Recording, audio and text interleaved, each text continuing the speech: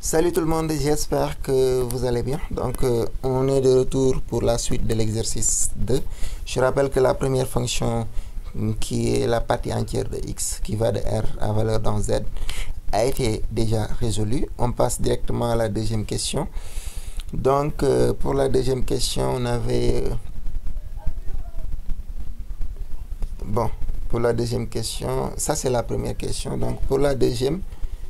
on avait une fonction qui va de r à valeur dans r, telle que x associe 2x carré plus 2x. On demande de voir si cette application est surjective, injective ou bijective.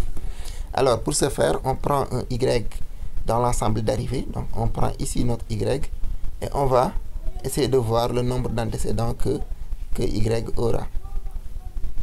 Autrement dit, on va résoudre l'équation f de x égale y. Alors, le nombre de x comme solution désignera le nombre d'antécédents de y. Alors, déjà, on a f de x égale y. On va résoudre l'équation. f de x égale y. Donc, ça donne 2x carré plus 2x égale y. Si on transpose de y, on obtient 2x carré plus 2x moins y égale 0. Donc, c'est un polynôme de degré 2 de paramètre y. Alors, on va chercher delta en fonction de y. Donc, ici, le a, c'est 2, le b, c'est 2, et le c, c'est moins y. Si on considère bien sûr que le trinôme est de la forme ax carré plus bx plus c. Donc, après delta va donner 4 plus 8y. Alors, le nombre de solutions, autrement dit, le nombre d'antécédents de y dépendra de delta. Et delta dépend de y. Donc, ça revient à dire que donc le nombre d'antécédents pour y dépend de y lui-même. Alors, on va faire le tableau de signes de delta. Le tableau de signes de delta est là, bien sûr en fonction de y, de la variable y. Rappelez que y est ici. On veut connaître son nombre d'antécédents. Eh bien, ça nous donne plusieurs cas. Premier cas, si y est dans l'intervalle, y est dans r.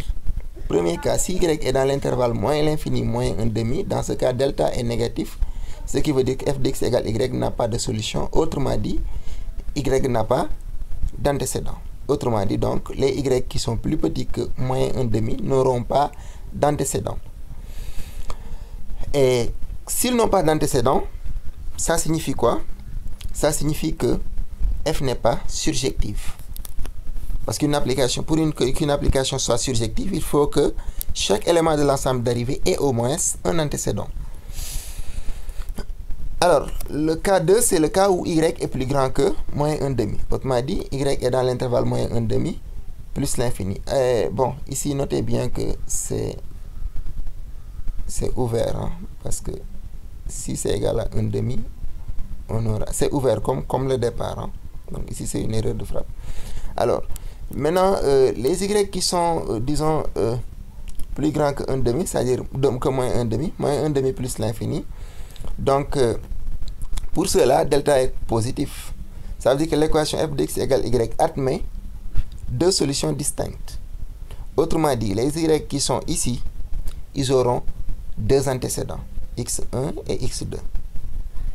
Et qui seront bien sûr dans l'ensemble de départ. Donc, il y a des y qui auront deux antécédents dans l'ensemble de départ. Et ce sont ces y-là sont les y qui sont plus grands que moins 1/2. Et s'il y a un élément qui a deux antécédents, ça signifie que l'application n'est pas injective. Parce que l'injection nous dit que pour avoir une injection, il faut que tout élément de l'ensemble d'arrivée ait au plus un antécédent. Ça ne doit pas dépasser un antécédent. Donc, soit il n'a pas d'antécédent, soit il a un antécédent, mais pas deux. Donc, ça signifie que f n'est pas injective. Je récapitule. Y, si on prend un y qui est dans l'ensemble d'arrivée, s'il est plus petit que moins 1/2, il n'aura pas d'antécédent. Donc, il y a des éléments qui n'ont pas d'antécédent. Ce sont les éléments qui sont plus petits que moins 1/2. Par conséquent, l'application n'est pas surjective. Maintenant, s'il est plus grand que moins 1/2, il aura deux antécédents. Donc, il y a des éléments de l'ensemble d'arrivée qui ont deux antécédents, qui sont distincts. Donc, disons que comme il y a des éléments qui ont deux antécédents, l'application ne peut pas être injective. Par conséquent, cette application n'est ni surjective ni injective. Alors, c'était ça, donc pas bijective. Donc, elle n'est pas bijective.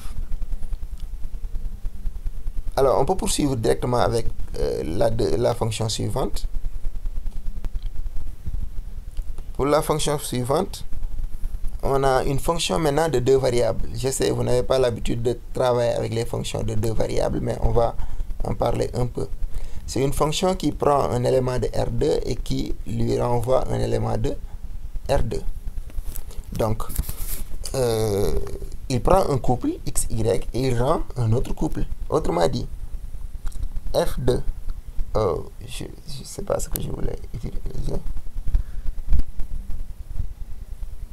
F2, disons 1, 2, parce que c'est comme ça qu'on va dire maintenant. F de 1, 2, F du couple, l'image du couple 1, 2, c'est le couple. Le X c'est 1, le Y c'est 2, donc on fera X moins Y ici. X moins Y, 1 moins 2, donc ça fait moins 1. Et pour l'autre composante, on aura 3x moins y. Donc 3 fois 1, c'est 3, plus y plus 2, donc ça fait 5. Donc c'est comme ça, c'est comme les fonctions d'une seule variable. Sauf que, ici on voit que l'image du couple 1, 2 est moins 1, 5. Et l'antécédent du couple moins 1, 5, c'est 1, 2. Ça, c'était juste pour vous familiariser un peu avec les fonctions de plusieurs variables qui ont l'air d'être bizarres, mais qui sont très simples à manipuler. Et la plupart du temps, si on vous les donne, on vous donnera des fonctions qui sont linéaires, autrement dit, le plus simple possible. Alors, nous, on doit voir si disons, si l'application est surjective, injective ou bijective. Donc, on fera comme d'habitude. On prendra... Donc, on fera comme d'habitude. Voilà. On prendra un élément de l'ensemble d'arrivée. Et ici, n'oubliez pas que l'ensemble d'arrivée, c'est R croix R. Ce n'est pas R seulement, c'est R croix R. Donc, un couple. Ça va être un couple. Donc, je prends un UV, un couple UV de l'ensemble d'arrivée quelconque. Ça représente le Y de l'autre exercice.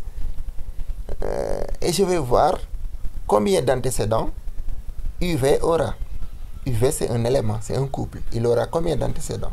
Son antécédent ou bien ses antécédents doivent être des couples aussi.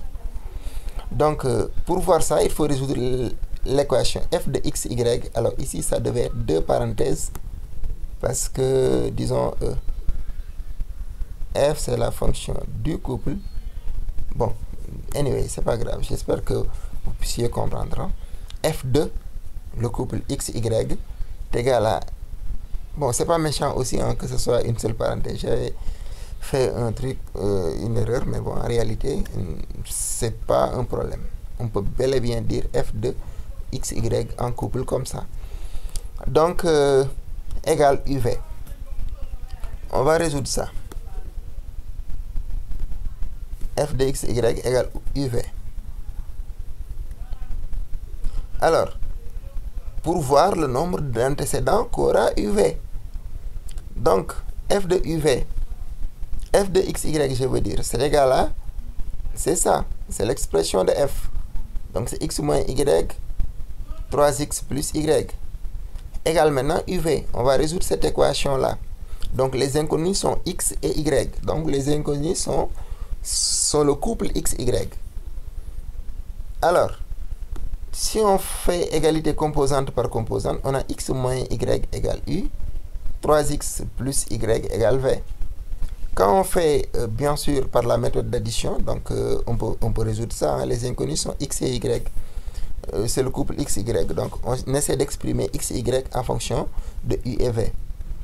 Alors, en résolvant le système que vous pouvez faire, en additionnant, vous pouvez éliminer directement y, c'est ce qu'on fait d'ailleurs. En additionnant les équations, on trouve donc 4x égale u plus v. ce qui donne que x égale u plus v sur 4.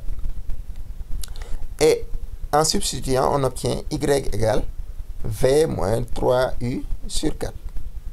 Donc, il y a un seul x et un seul y. Ce qui veut dire qu'il y a un seul couple x et y. Et l'existence de ce couple-là est bien réelle. Donc, on vient de dire que donc, bon, pas les solutions sont, la solution est le couple. Donc, ça c'est abus de langage. On devait dire la solution est le couple x, y. Alors, l'équation f de x, vous voyez, f de x égale uv admet une unique solution x, y, et x, y s'écrit sous cette forme-là. Cela veut dire quoi?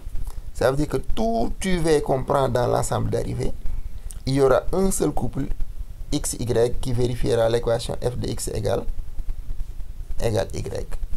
Par conséquent, donc, uv a un unique antécédent x, y, ce qui signifie que f est bijective, injective et surjective. Donc, il n'y en a pas deux.